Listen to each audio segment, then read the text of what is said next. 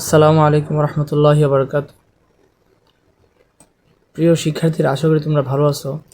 তো গত ক্লাসের মধ্যে আমরা 9 নাম্বার যে পৃষ্ঠা আছে এই পৃষ্ঠা পর্যন্ত আমরা আলোচনা করেছিলাম এবং তোমাদেরকে বলা হয়েছিল পড়ার জন্য। আজকে আমরা 10 নম্বর যে পৃষ্ঠা আছে ওইটা থেকে আমরা পড়ব। তো দেখো, 9 নং পৃষ্ঠার মধ্যে আমরা যেভাবে পড়ছিলাম ঠিক একইভাবে এখানে 10 নং পৃষ্ঠার মধ্যে আমরা পড়ব। তো আর কথা না বাড়িয়ে আমরা পড়ার দিকে যাই। তো এখানে আছে যে আলিফ জবর আ, হা জবর হা, আহা। তারপর দাল দুই পেশ দুন, আহাদুন। তারপর সদ জবর স, মিম জবর মা, সমা। দাল দুই পেশ দুন, সমাদুন। তারপর আইন জবর আ।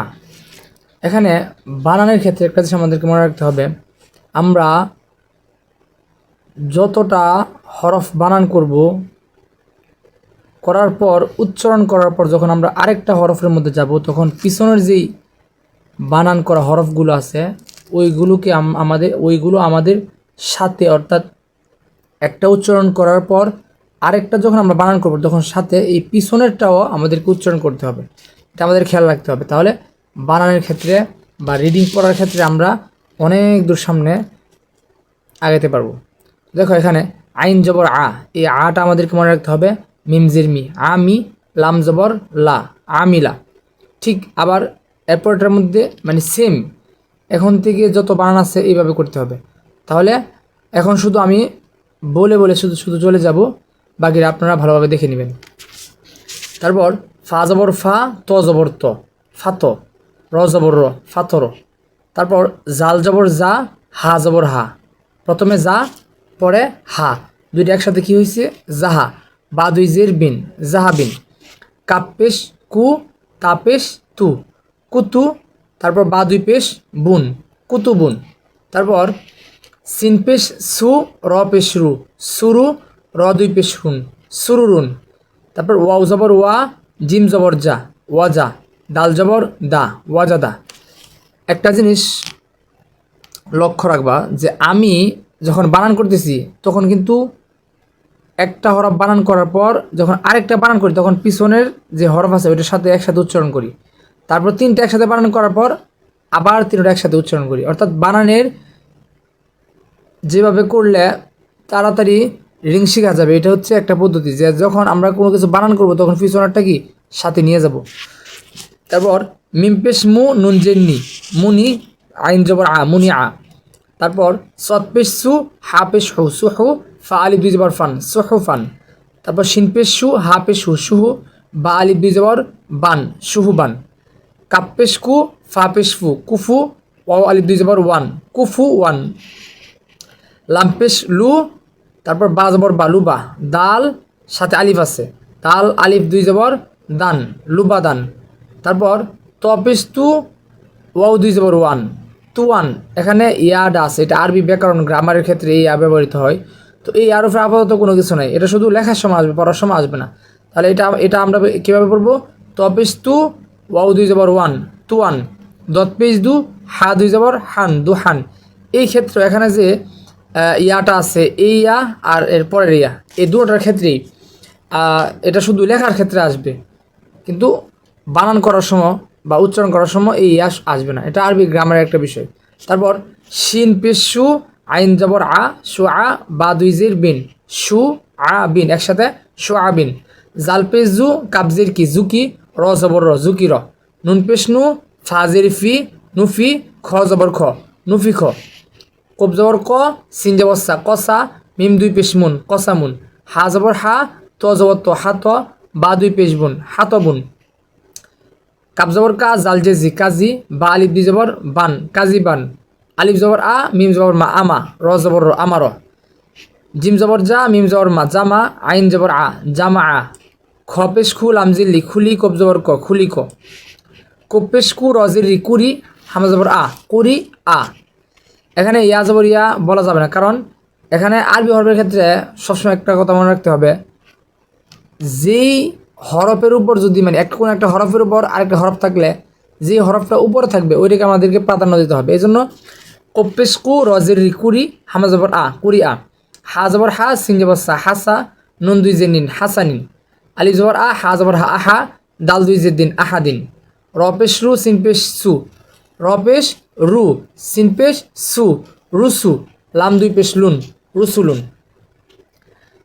আর আরবির ক্ষেত্রে আমাদেরকে একটা কথা মনে রাখতে হবে যে আরবি বানান যেমন মানে বানান যেভাবে করি উচ্চারণটা যেরকম বানান যেমন উচ্চারণ তেমন, অর্থাৎ বানানের মধ্যে র পেশ রু উচ্চারণ র পেশ রু, আবার সিন পেশ সু উচ্চারণ সিন পেশ সু। তাহলে র পেশ রু সিন পেশ সু রুসু লাম দুই পেশ লুন রুসুলুন সিন জবর সা নুন জবর না সানা তা দুই পেশ তুন সানাতুন তা জবর তা বাজের বি তাবি আইন জবর আ তাবি আ সিন পেশ সু ওয়াও দুই জবর ওয়ান সুয়ান। এই এখানেও আবার ইয়ারফে কোনো কিছু নেই, এটা আরবি ব্যাকরণের ক্ষেত্রে লেখার সময় আসবে কিন্তু পড়ার সময় আসবে না। এই জন্য আমাদেরকে মনে রাখতে হবে এই জায়গাগুলো আমাদেরকে একটু মনে রাখতে হবে। সিন পেশ সু ওয়াও দুই জবর ওয়ান সুয়ান মিম জবর মা ত জবর ত মা ত র আলিফ দুই জবর রন মা ত রন আইন জের ই নুন জবর না আইনা বা আলিফ দুই জবর বান আইনা বান সজ জবর স আইন জবর আ স আ দাল আলিফ দুই জবর দান স আ দান লাম জবর লা আইন জের ই লা ই বা দুই পেশ বুন লাই বুন দাল পেশ দু বা পেশ বু দুবু র দুই জের রিন দুবুরিন।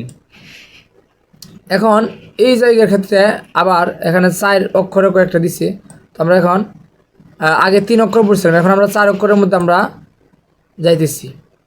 তো দেখেন গইন জবর গ বা জবর বা, প্রথমে গ পরে বা গ বা র জবর র, তিনটা একসাথে কি হবে গবার, তা দুই পেশ তুন গবার তুন, কুব জবর ক তা জবর তা দুইটা একসাথে কতা র জবর র কতা র তা দুই পেশ তুন কতা রতুন, আইন জবর আ লাম জবর লা আলা কুব জবর ক আলা ক তা দুই পেশ তুন আলা কতুন, দাল জবর দা র জবর র দার জিম জবর যা দার যা তা দুই পেশ তুন দার জাতুন, শিন জবর সা জিম জবর যা সাজা র জবর র সাজার তা দুই পেশ তুন সাজারতুন। আমি বারবার একটা কথা বলতেছি যে আরবি হরফ বানান করার সময় আমরা জয়টা হরফ বানান করব পিছনের থেকে ওইটা হরফ আমরা টেনে টেনে নিয়ে আসব, তাহলে আমাদের বানান মনে রাখতে বা স্মরণ রাখতে সমস্যা হবে না। আর যদি আমরা শুধু শিন জবর সা জিম জবর যা র জবর র তা দুই পেশ তুন তারপর যদি আমরা একসাথে উচ্চারণ করতাম চাই, এটা আমার জন্য কঠিন হয়ে যাবে। এই জন্য যখন যেটা বানান করব তখন পিছনের থেকে কি আবার ওইটা একসাথে আবার উচ্চারণ করে আসব। তাহলে শিন জবর সা জিম জবর যা সাজা র জবর র সাজা র তা দুই পেশ তুন সাজা রতুন, সিন জবর সা মিম জের মি সামি আইন জবর আ সামি আ তা দুই পেশ তুন সামি আতুন। তারপর সিন জবর সা ফা জবর ফা সাফা র জবর র সাফা র তা দুই জের তিন সাফা র তিন, লাম পেশ লু মিম জবর মা লুমা যা জবর যা লুমা যা তা দুই জের তিন লুমা যা তিন, হা পেশ হু মিম জবর মা হুমা যা জবর যা হুমা যা তা দুই জের তিন হুমা যা তিন। তারপর কাপ জবর কা লাম জেল্লি কালি মিম জবর মা কালিমা এটা তা দুই পেশ তুন কালিমাতুন, ফা জবর ফা ত জের তি ফাতি র জবর র ফাতি র তা দুই পেশ তুন ফাতি রতুন, র জবর র কব জবর ক রক বা জবর বা রকবা তা দুই জের তিন রকবা তিন, কাপ জবর কা মিম জবর মা কামা সা জবর সা কামা সা লাম দুই জের লিন কামা সালিন, বাজের বি কব জবর ক বিক র জবর র বিকর র দুই জের রিন বিকর রিন, লাম জেল্লি বা জবর বা লিবা শিন জবর সা লিবা সা র দুই জের রিন লিবা সারিন, বাজের বি র জবর র বির জিম পেশ জু বির জুলাম দুই জের লিন বির জুলিন, ফা জবর ফা আলিফ জবর আ অথবা হাম জবর আ দুটোই বলা যাবে।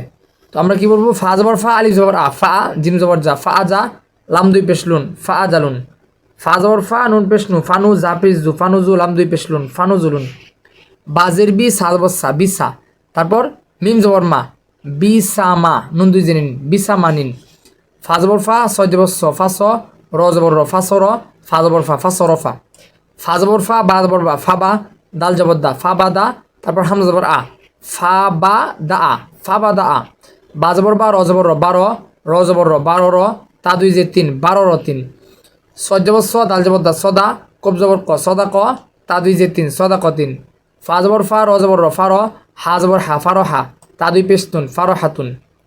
তাহলে এখানে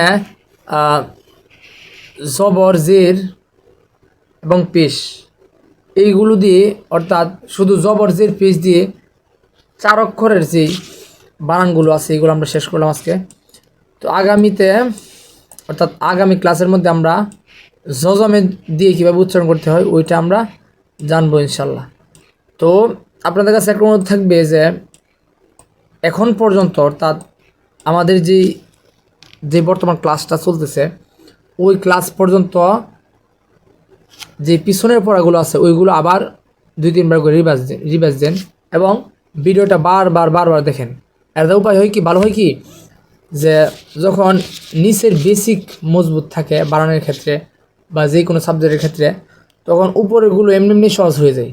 আর নিচের বানানের মধ্যে কোনো ভুল অথবা যে একটু যেভাবে পড়ার দরকার ছিল ওইভাবে না পড়তে পারলে বানানগুলো দেখা গেছে যখন আমরা আরেকটু সামনে যাব এবং বড় বড় বানানগুলো আমরা পড়ব তখন এটা আমাদের জন্য কষ্টকর হয়ে যাবে। এই জন্য আপনাদের কাছে অনুরোধ থাকবে এখন পর্যন্ত যেটা ক্লাস করানো হয়েছে পিছনেগুলো আবার ভিডিওগুলো বারবার দেখেন। ইনশাল্লাহ আশা করি আর কোনো সমস্যা থাকবে না। তো আজকের ক্লাসটা এই পর্যন্তই। আসসালামু আলাইকুম রহমতুল্লাহি ওয়া বারাকাতুহু।